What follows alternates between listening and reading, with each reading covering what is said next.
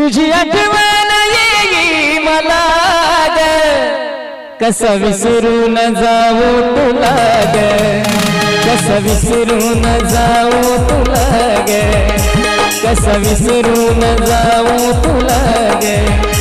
तुझ्या वचनाची आण मला ग, तुझ्या वचनाची आण मला ग, कसं विसरून जाऊ तुला ग, कसं विसरून जाऊ तुला ग, कसं विसरून जाऊ तुला ग।